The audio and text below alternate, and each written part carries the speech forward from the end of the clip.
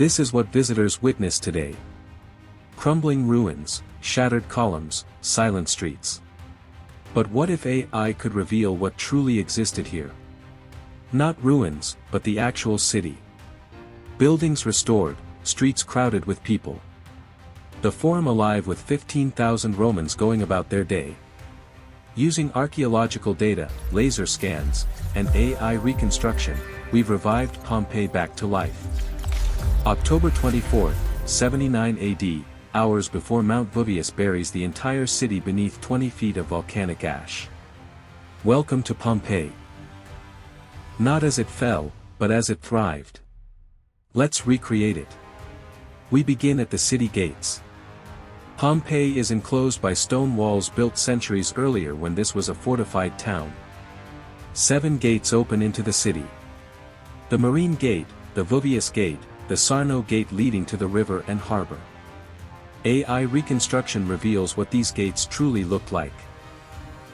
Not the eroded stone you see today, but towering entrances with wooden doors, guards stationed at the top, merchants flowing through with carts full of wine, olive oil, garum.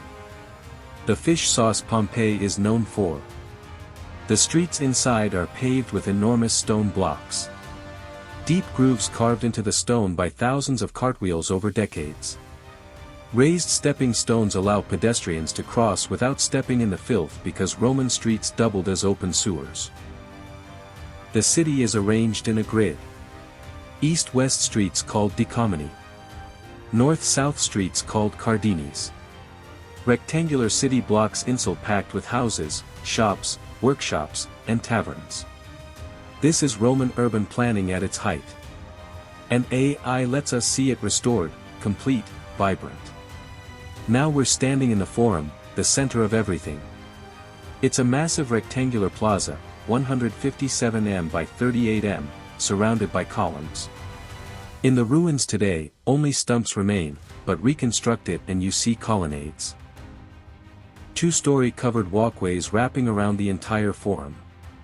Vendors sell goods beneath the shade. Politicians deliver speeches. Crowds gather for announcements. At the north end stands the Temple of Jupiter, the king of the gods. Massive, commanding. Columns 30 foot tall, a triangular pediment with sculptures of gods. Steps leading up to the inner sanctuary. It was damaged in the earthquake of 62 AD and still being repaired when Vesuvius erupted. AI fills in the missing pieces. To the left, the Temple of Apollo, even older, built by the Greeks in the 5th century BC before Rome took over. A bronze statue of Apollo with a bow, a sundial in the courtyard. To the right, the basilica. Not a church. This is 120 BC, long before Christianity. The basilica is a courthouse, a massive hall with rows of columns. This is where legal disputes are resolved. Business contracts are signed. Behind the Forum, the Melum, the main food market. Reconstruction shows a large open courtyard with a circular roof in the center supported by columns. Beneath it, fish sellers. Around the edges, stalls selling vegetables, bread, wine. The Forum is crowded. Thousands of people, togas, tunics, slaves carrying goods, voices echoing off the marble. This is the beating heart of Pompeii. Step off the Forum and you're on residential streets. The houses here tell the story of Pompeii's social divide. The House of the Thorn, one of the largest private homes in the Roman world. It takes up an entire city block, 3,000 square m. Reconstruction reveals what it truly looked like. 2 atriums, open courtyards with a rectangular pool in the center to collect rainwater. Columns surrounding the pool, rooms branching off, bedrooms, dining rooms, kitchens. Beyond the atrium, 2 peristyles, private gardens surrounded by more columns, fountains, statues, fresco covering every wall, reds, golds, greens, mosaics on the floors. The famous Alexander mosaic showing Alexander the Great defeating the Persians. Over 1 million tiny tiles. This is where the elite lived, the 1%. But walk a Few streets over and the houses get smaller, simpler, middle-class homes have a single atrium. Fewer rooms, plastered walls instead of fresco. Some shopkeepers live above their stores, workshop on the ground floor, living quarters upstairs.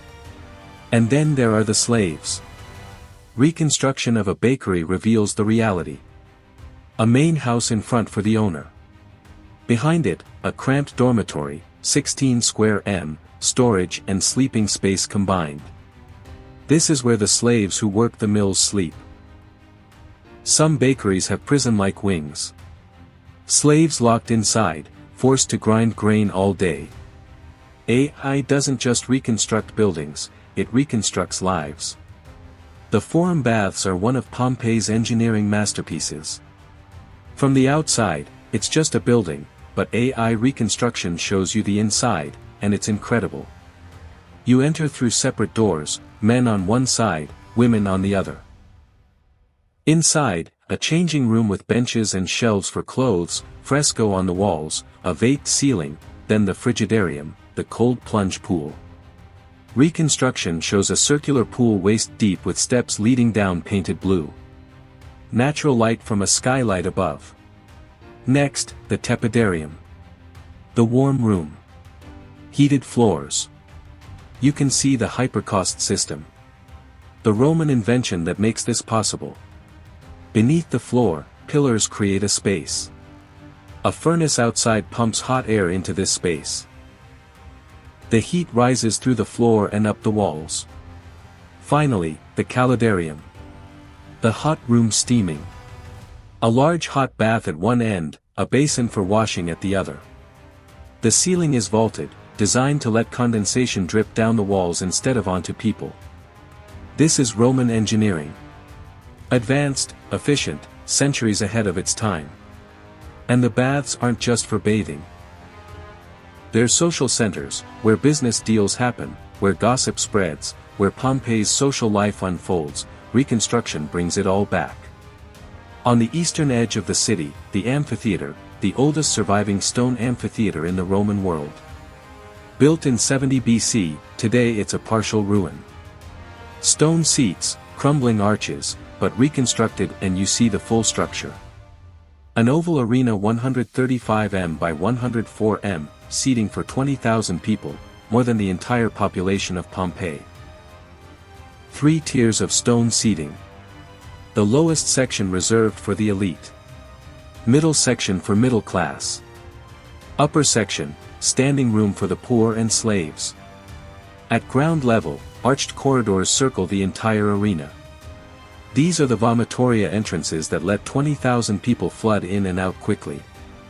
The arena floor itself is sand. Arena literally means sand in Latin. It soaks up the blood. AI reconstruction shows a gladiator fight. 2 men in armor, helmets, shields, swords. The crowd roaring. 20,000 voices. Graffiti found on Pompeii's walls celebrates famous gladiators. Celadus the Thrian. The one the girls sigh for. This is entertainment. Roman style. Brutal. Bloody packed.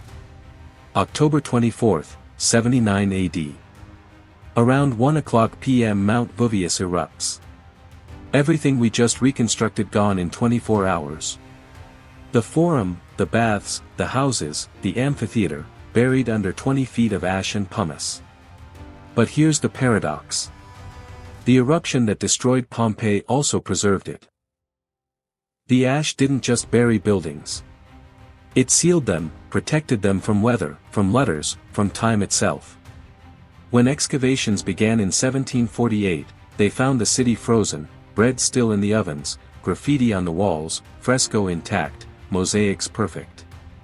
Even the people were preserved as voids in the hardened ash. Archaeologists poured plaster into these voids.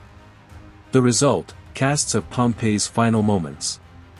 A mother clutching her child, a slave still shackled, a family huddled together. For 1,700 years, Pompeii was lost. But thanks to excavation, archaeology, and now AI, we can see it again.